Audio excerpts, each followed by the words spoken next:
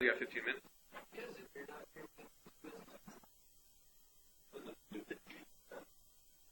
Well, tell me he's got 15 minutes. All right. So here we go. Let's pick up where we left off. Now,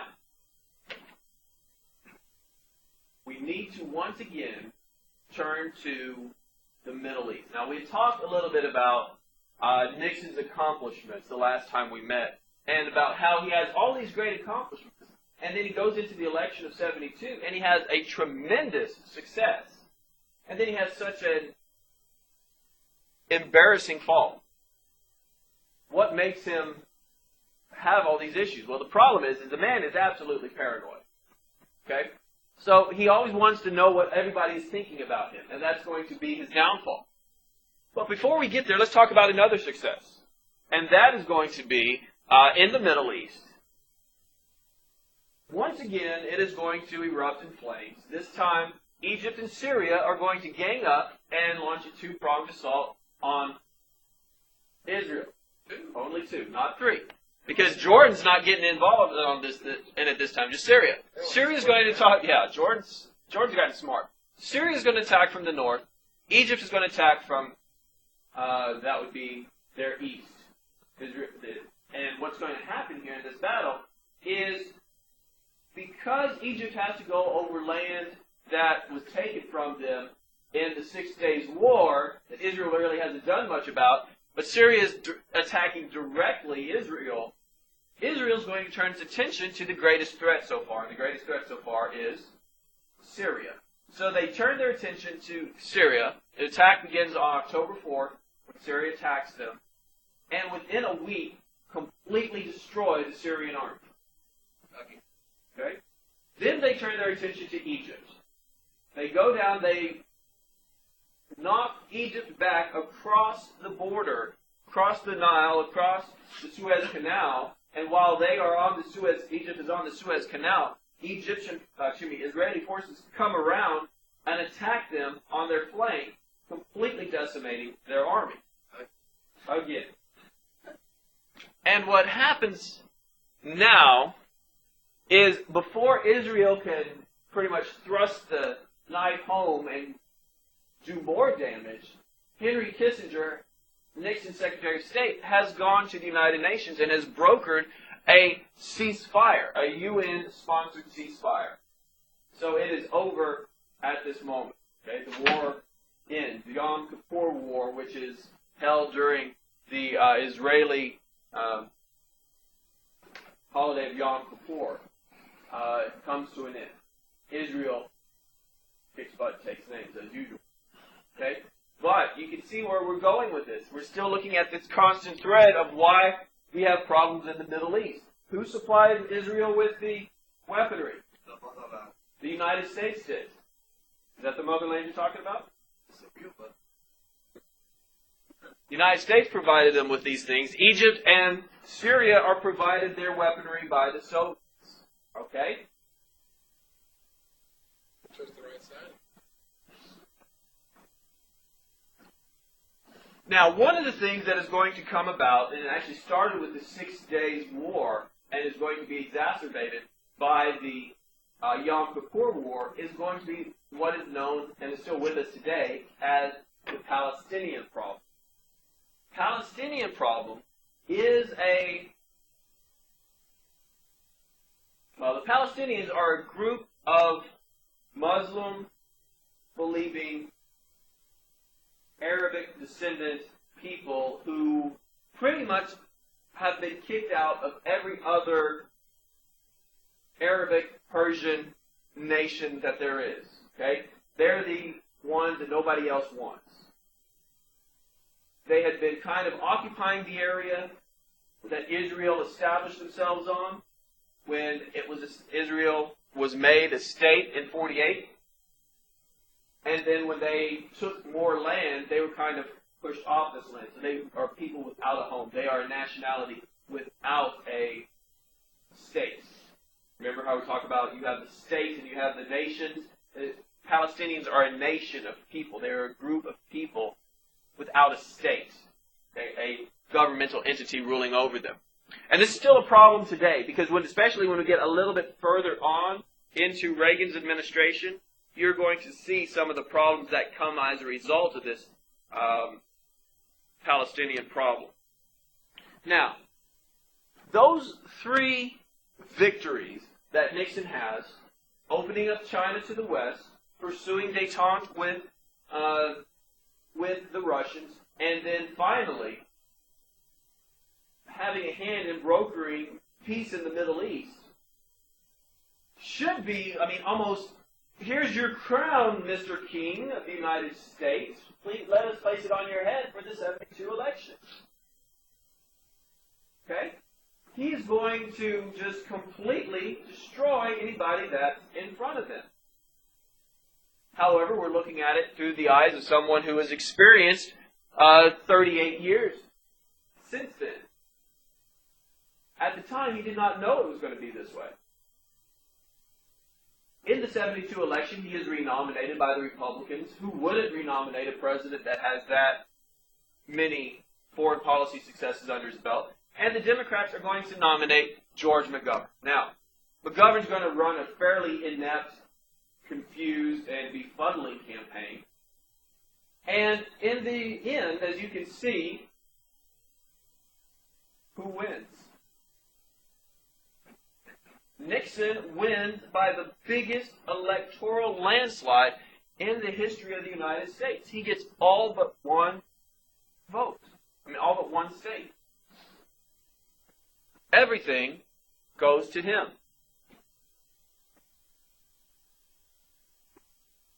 It's such a tremendous victory that when it actually comes time for the fall, a lot of the American people are like, what the heck happened? Why does a man who wins the presidency in 72 by the greatest electoral majority in American history, 2 years later, resign the presidency with articles of impeachment being voted on in the House of Representatives? Well, it all goes back to a hotel in Washington, D.C. Now, with previous scandals in our modern history, you mentioned hotel and a president, you're probably going to be kind of scared that it's going to involve perhaps an intern. But don't worry, we don't go, we don't quite get to Clinton during this class. We run out of time. I ended with the end of the Cold War, fall of the Soviet Union. That's far enough. Everything else is journalism. It's hard to be teaching this class when you get to stuff from what we talked about last semester with the founding of the United States, and then you're talking about stuff that happened 3 weeks after I was born, So you're like, no, that's just political science maybe. But Watergate is a hotel in Washington, D.C. Okay? And what happens is, in 72, it was the headquarters of the Democratic National Committee. That is where the Democratic Party ran all of their campaigns.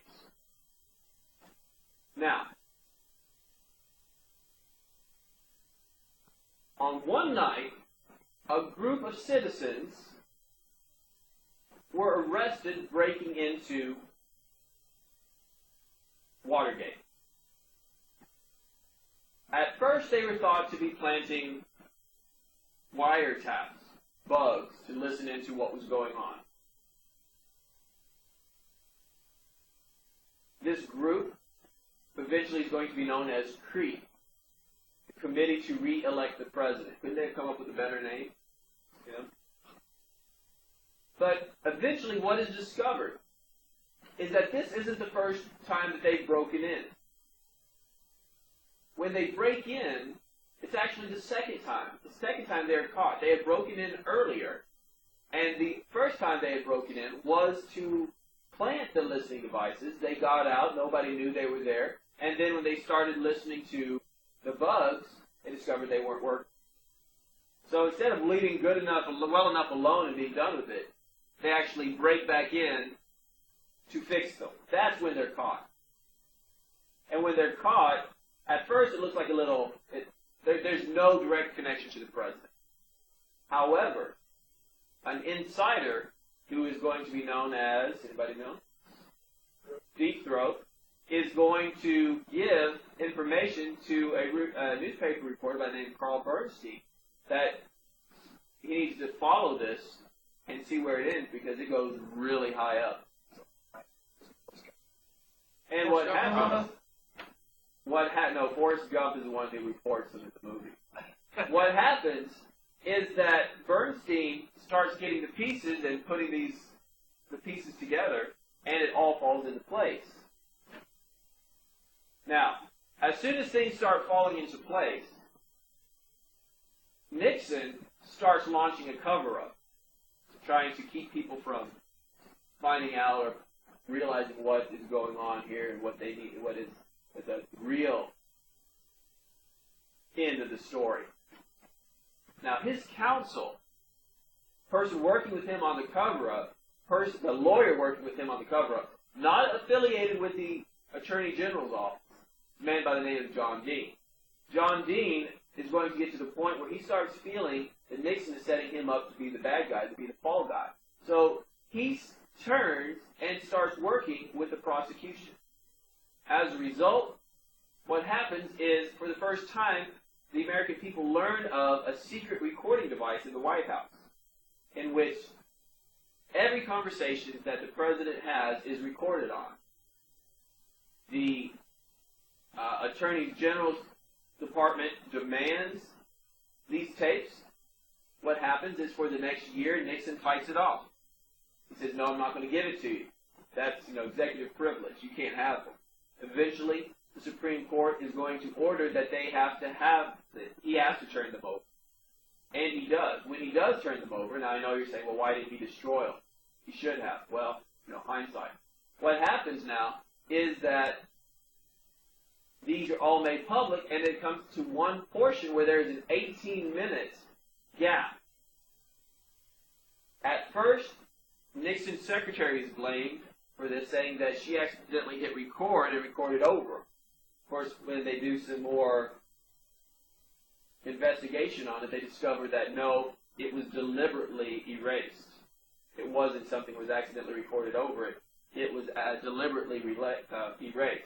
By this time, there's enough evidence showing that the president actually had ordered these wiretaps,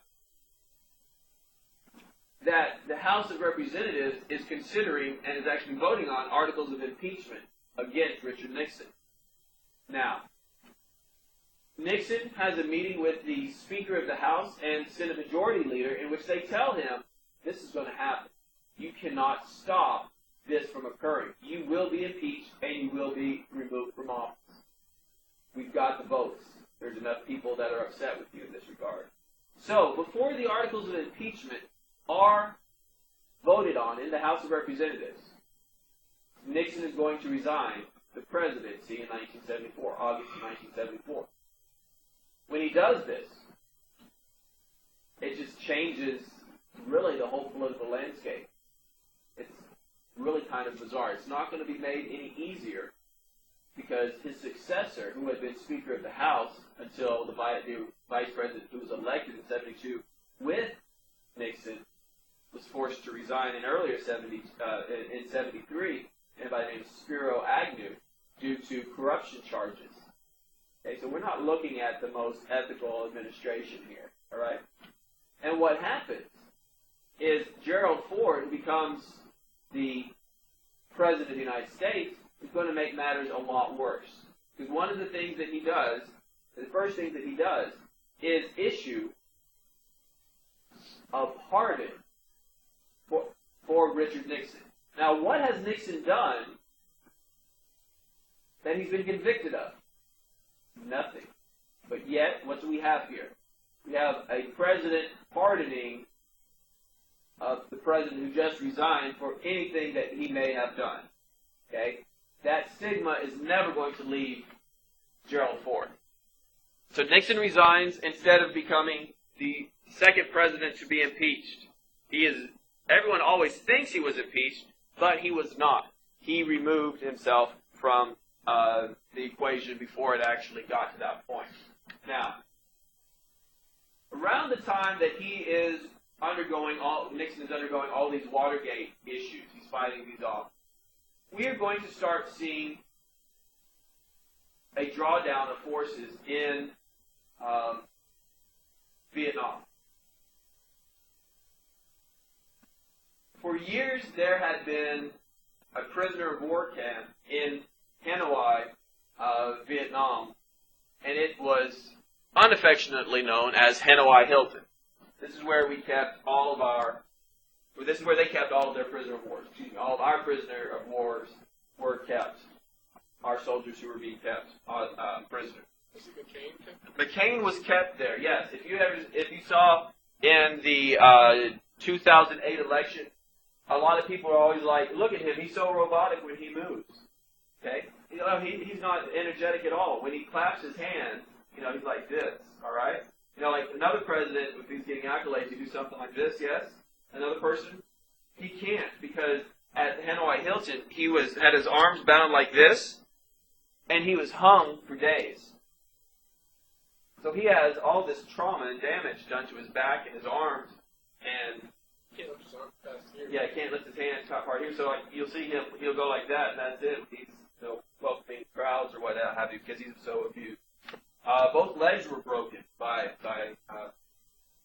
his interrogators. He actually had the opportunity, because he was an admiral's son, to leave early, to get out. But he chose to stay there, and he would actually spend 5 years at Hanoi Hilton, because he was not going to leave his men behind. Now, at the height of the anti-war movement, probably no person was hated more than Jane Fonda. She was known as Hanoi Jane because in '73 she's actually going to go over to North Vietnam. She's going to meet the North Vietnamese soldiers, show her how wonderful it is. She's going to go out to one of the anti-aircraft batteries. And she's going to sit at an anti-aircraft battery right there, and you can see everybody smiling, and she's having a good time right there. Good old Hanoi Jane, as she's affectionately known. Not really, disaffectionately known by the American servicemen. Still hated very much today. And she actually has a picture. You can't find it anywhere anymore. I don't know. You talk about a good cover of it. This is one. A picture of her looking through a sight on an anti-aircraft gun with an American American plane in the viewfinder. That she's aiming a flat cannon at them. She would tour Hanoi Hilton and meet with the prisoners there, and a lot of the prisoners gave her notes saying, "Hey, get this to my family, let them know I'm alive, get this to my family." And when she leaves, she turns to a guard and she says, "They gave me all this stuff here." And gives these letters that these men had written, just little scraps of paper that in some instances said, "I'm alive, I'm still here," and gave them to her to deliver, or just, somehow get back to freedom. Let that family know that that person was still alive and not dead. And she turns them over to the guards. So she's not very well liked, as you can imagine. Well, she did a book tour a couple years ago, and she had to hire bodyguards because anytime somebody who looked like they were of the age of Vietnam men were not allowed to get their book signed, because one person did it and he spit in her face. Well, if I was a POW and she came in there, if I got out, I'd take a shot. Yeah. Well, now, at the same time that the Watergate stuff is slowly coming to a head, two things that are going to happen that pertain to Vietnam. The first is the War Powers Resolution. The War Powers Resolution is going to be passed over Nixon's veto. He's going to say it's not constitutional. And this War Powers Resolution pretty much makes it, or was intended, to make sure that Vietnam never happens again. This limits the president's power to get involved or to declare warfare. The president is commander-in-chief of the armed forces. What it says, the War Powers Resolution says, the president can only send troops overseas for 60 days. They can only engage in warfare for 60 days. After 60 days, he must get a declaration of war from Congress or one 30-day extension. Congress can give one 30-day extension, but after 90 days is up, boom, it's up. They have to come back. Now, there's another little caveat in there as well. And it says that members of Congress must be notified by the president within 24 hours of troops being dispatched. Okay? So those are the two things. 24 hours, he's got to tell Congress. Second, no more than 90 days. How long have we been in Iraq? More than 90 days? Yes. Now, if this is such an effective document, it's an effective rule, why does Congress not choose to enforce it? Congress has never enforced it. We've been in military actions over 200 times since this was passed. It's never been enacted. Why? What is the most important thing to a politician? Re-election. If the War Powers Resolution was passed today, it says, okay, May 1st, all soldiers have to come back, and you voted on it as a congressman. What's going to happen tomorrow at May 1st and in Iraq where we are fighting Taliban, and you hear a whistle, and all of a sudden, all the soldiers have to put their guns down and have to leave? What's going to happen to the soldiers? What?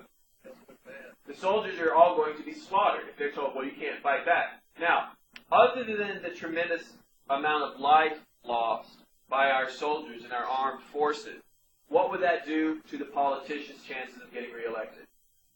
Do you want to be known as the politician who voted for that so that our forces could be, our forces were decimated?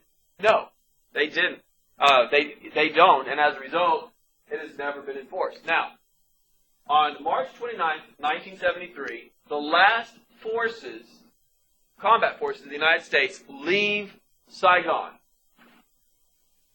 This is the American Embassy. It's an extremely famous picture because everyone is boarding the helicopter to leave. Later that day, Saigon falls to the North Vietnamese. Later that day. All that war, all those lives lost, and what happened? Not even a day later, boom, it's completely gone. Now, let's talk about Gerald Ford and the Cold War. Now, he's going to have some successes. Probably the best decision he makes is that he keeps Kissinger as his Secretary of State. Kissinger was completely out of the loop when it came time for Watergate. It was a campaign issue, not an administrational issue. So he comes out of the impeachment, the resignation, spotless. So Ford retains him. Great decision. He is going to negotiate with Carter.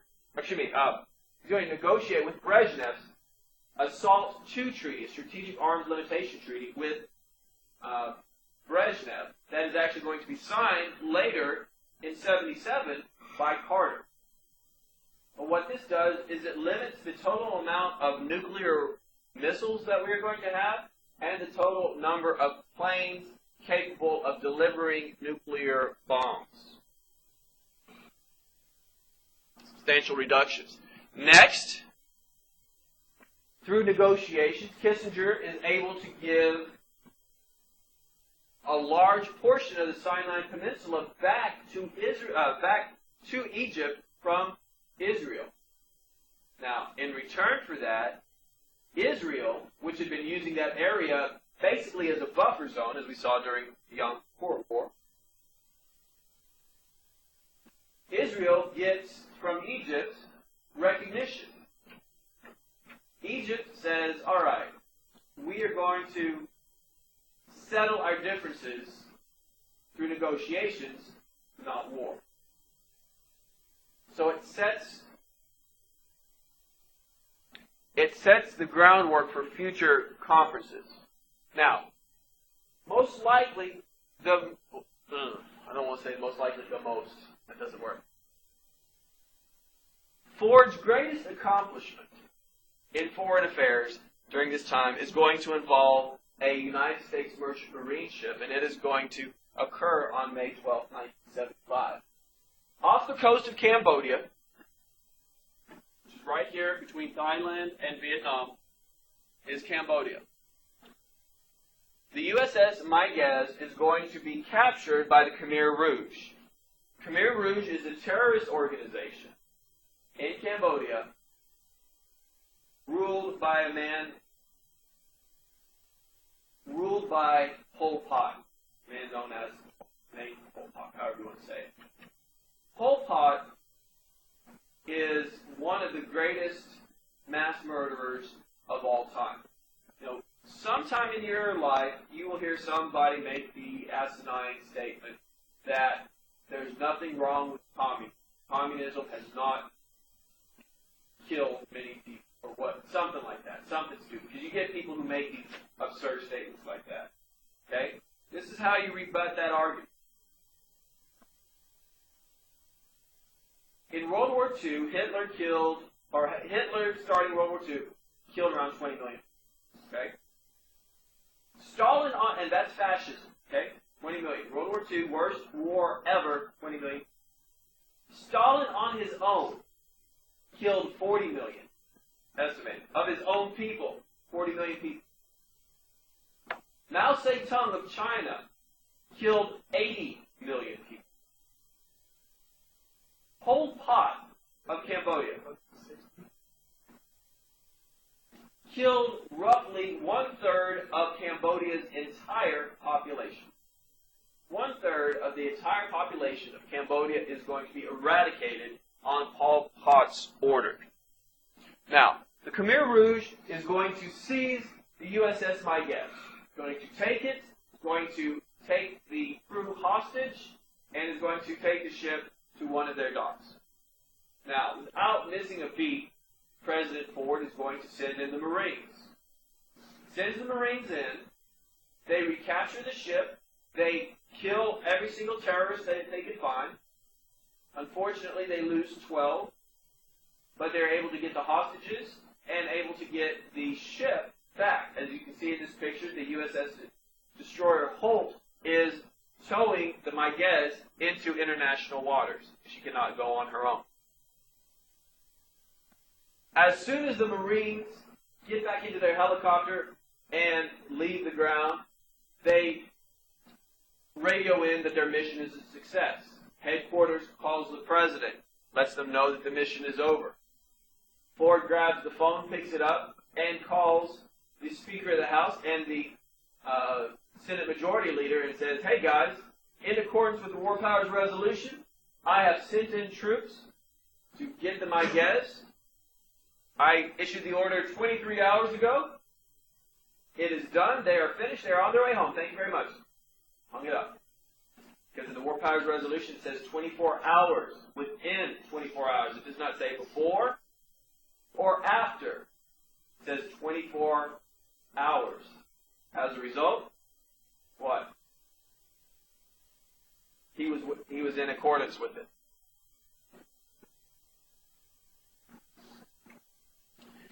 Now, this brings us to the election of 1976. And in this election, Ford is going to get the nomination of the Republican Party. And he is going to go against a governor of Georgia, James Jim Carter, as the Democrat nominee. Now, this election is going to be an interesting one because although Ford does have foreign policy successes, he has the stigma of coming into office, not being elected, and also pardoning Nixon.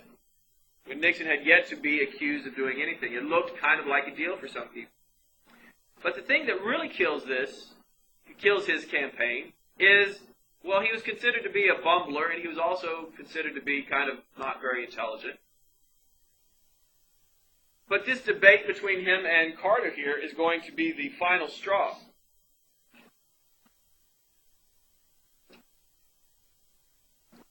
Mr. President, I'd like to explore a little more deeply our relationship with the Russians. Our allies in France and Italy are now flirting with communism. We've recognized a permanent communist regime in East Germany. We've virtually signed in Helsinki an agreement that the Russians have dominance in Eastern Europe. I'm glad you raised it, Franklin. In the case of Helsinki, 35 nations signed an agreement, including the Secretary of State for the Vatican.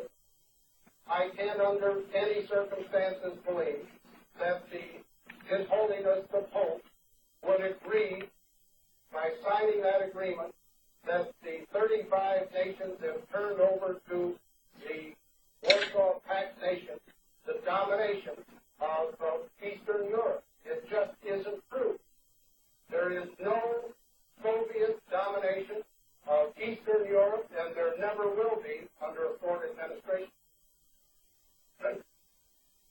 I'm sorry, could I just follow? Did I understand you to say, sir, that the Russians are not using Eastern Europe as their own sphere of influence and occupying Look at that smirk. most countries there and making sure with their troops that it's a communist zone? I don't believe, Mr. Frankel, that Second. the Yugoslavians consider themselves dominated by the Soviet Union. I don't believe that the Romanians consider themselves dominated by the Soviet Union. I don't believe that the Poles consider themselves dominated by the Soviet Union. Each of those countries is independent, autonomous. It has its own territorial integrity. And the United States does not concede that those countries are under the domination of the Soviet Union. Okay, so what happens here in this debate, what is wrong with that? It's wrong. It's absolutely 100% wrong. He got Eastern Europe and Western Europe confused. This doesn't look very good. What did he say? Okay, look at this map. Where it's red, it's Soviet Union. Name the state, country. Turkey. Okay? Well, the one that he talked about. Yugoslavia. Yugoslavia, okay? Now, we talked about Yugoslavia. It is under Titoism at this time period, but it is still under communist domination. He said Romania, it's red. Poland, all these areas that he was talking about, they are actually under Soviet domination. So when he gets up there and he says, oh, they're not really under domination, everybody else is, you saw the smirk on the reporter. It's like, are you seriously this stupid? And he just can't get out of it. In the election, Carter wins. Now, it didn't help matters that Ford actually had to fight off a contender in the Republican primary. It's very rare that a Republican will challenge a presidential Republican president for the nomination in a second term. A man by the name of, you should be reading your biography by this point. Ronald Reagan does that. And in this election,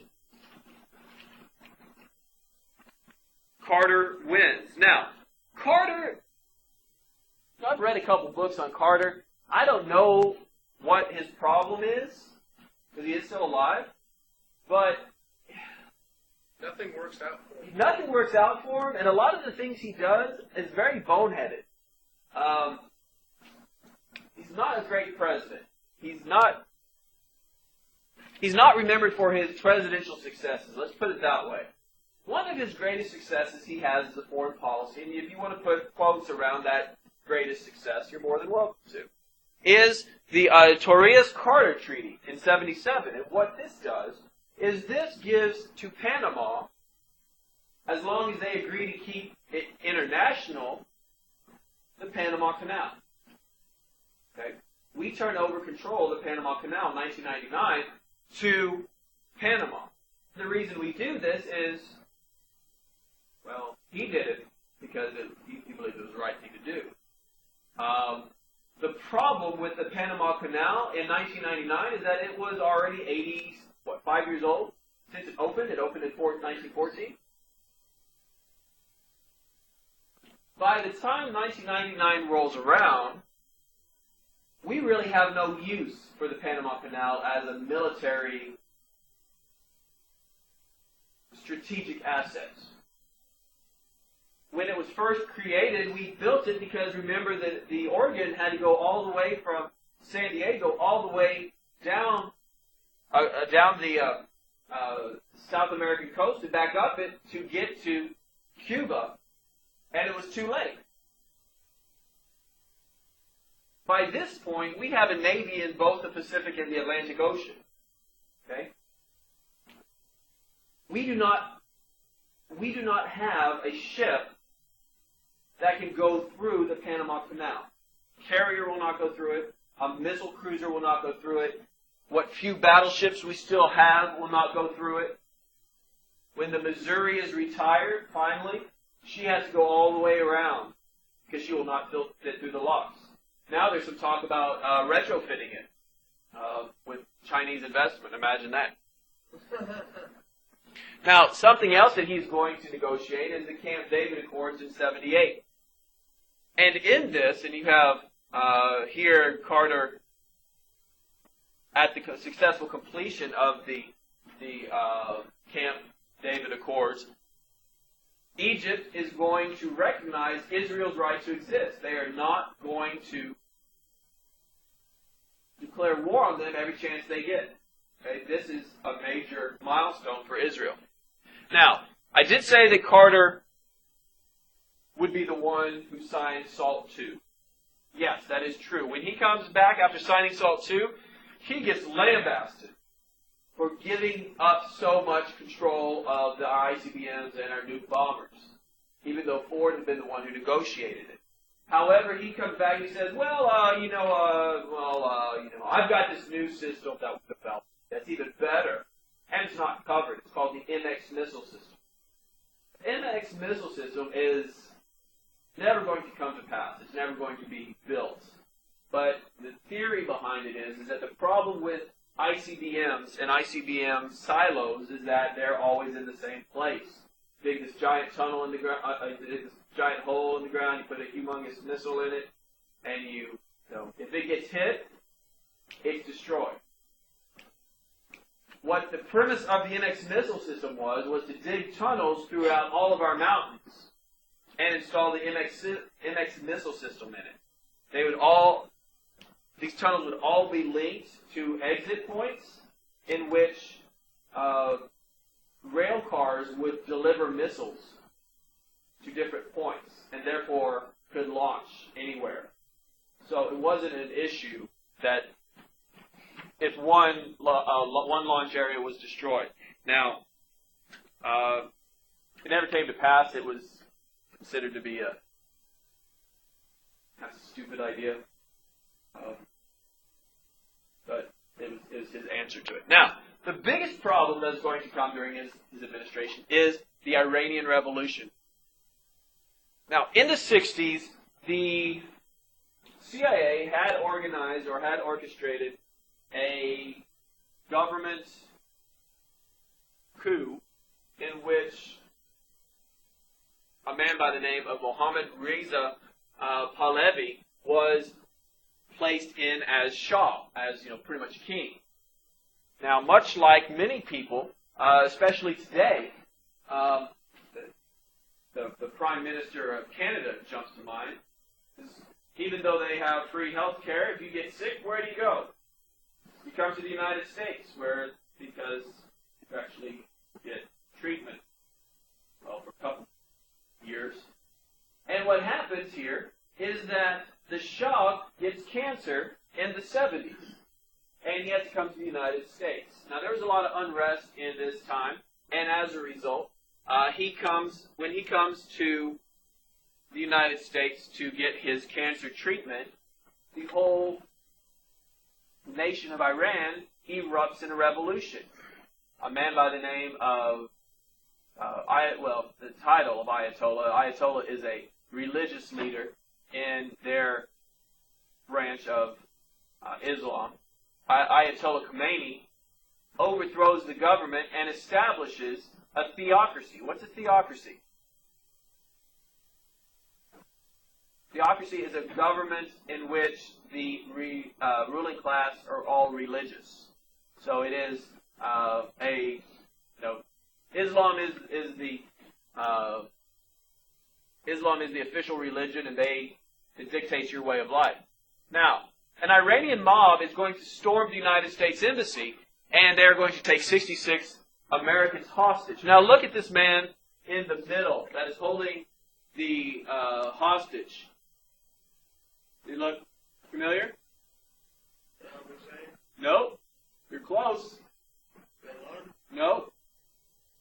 The current Iranian president, Ahmadinejad. About the same thing, yes. He is one of the people who is involved in the hostage crisis. Now, Carter's response as President of the United States, 66 Americans have been hostage. His response, he freezes all assets of the Iranian government of the United States.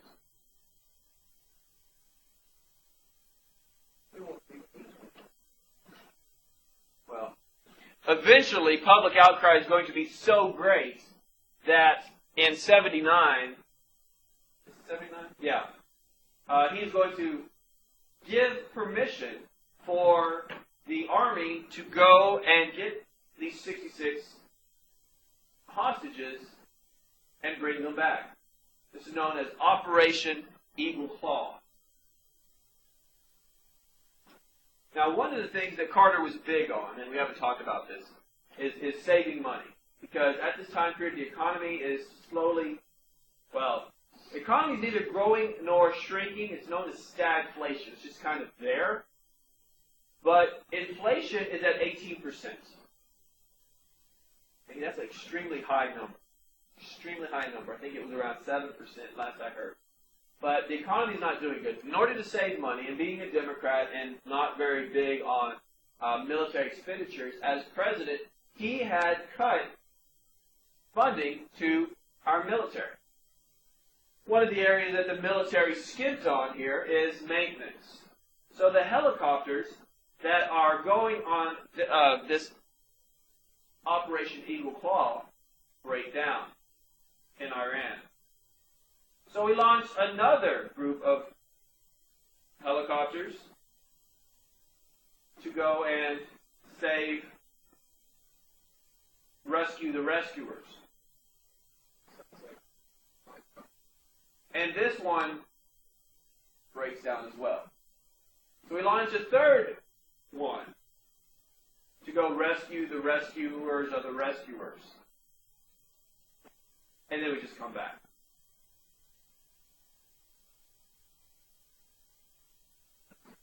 It would be 400 days that they are in captivity. While they are in captivity, the 1980 election rolls around. And in the 1980 election, Ronald Reagan is asked, what would you do to end this crisis? And he says, you don't want to know. Needless to say, the day that he is inaugurated, in 1981, all 66 hostages are released.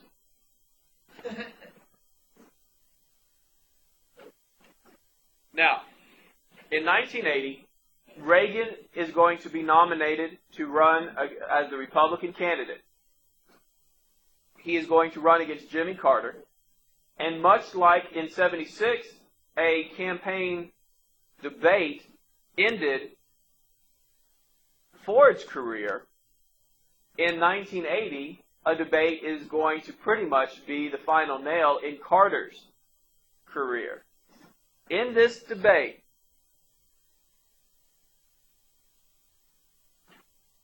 three words is going to be Reagan's response to all of Carter's accusations. Carter had a tendency to exaggerate.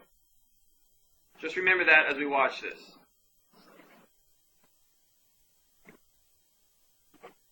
Governor Reagan, as a matter of fact, began his political career campaigning around this nation against Medicare. Now we have an opportunity to move toward national health insurance with an emphasis on the prevention of disease, an emphasis on outpatient care, not inpatient care, an emphasis on hospital cost containment to hold down the cost of hospital care for those who are ill, an emphasis on catastrophic health insurance, so that if a family is threatened with being wiped out economically because of a very high medical bill, then the insurance would help pay for it. These are the kind of elements of a national health insurance important to the American people. Governor Reagan, again, typically is against such a proposal. Governor? There you go again. There you go. There you go again. Okay, so not 3, 4. I can't count. It's Friday. What do you expect? there you go again. He had been saving that. You know he was saving it, because look at how he was smirking there. And just the way he carried himself is so much different than Carter. And as a result, in the election, as you can see in the top one, he wins a vast majority. In 84, Reagan runs as the incumbent against the vice presidential candidate, the vice president of Carter, Walter Mondale. What else is notable about this election in 84? No, it is a landslide, yes. What else?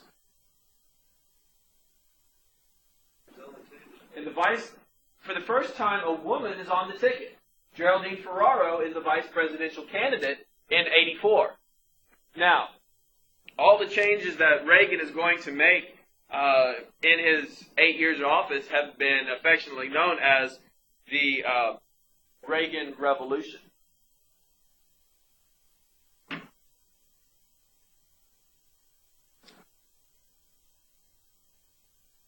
Now, Reagan and foreign affairs. When he comes into office, Nicaragua, which is, let's see, where's a good map? Like right down there, is engulfed in civil war. You have two groups of people. You have a group of Castro-backed communists known as the Sandinistas versus the American-backed Contras. These are people who are fighting to return the government to its old ways, the constitutional framework, versus the communist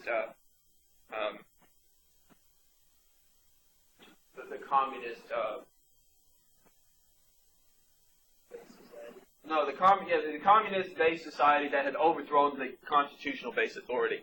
Now, in Lebanon, we are going to send in forces because in early 1983, a group known as the Palestinian Liberation Organization, operating out of Lebanon, which is above Israel, is going to launch an assault into Israel. Israel is going to respond by going in and bombing the heck out. As a result, their government, which was Lebanon's government, which was tottering at the first point, is going to fail. It's going to fall. To keep things from getting worse, Reagan is going to send Marines in to kind of keep the peace until the UN can establish a provisional government. Unfortunately, on October 23rd, 1983, a terrorist in a truck loaded with explosives is going to drive his truck through the gate at the Marine barracks and slam into the building, exploding the truck and himself. It's going to kill around 300 Marines. Why did he do it? Because the United States backs Israel. Okay? This whole concept of holy war, what have you, it's now starting to come to the forefront. This whole concept of terrorism for a lot of people, that they seem to kind of to wake up on September 11th, that this actually occurs, it's been around for a very long time. I'm hoping you're seeing the threads that I'm pulling together now to see where we're getting at. This stuff has been around for a long time. The basis has been there since really the end of World War II.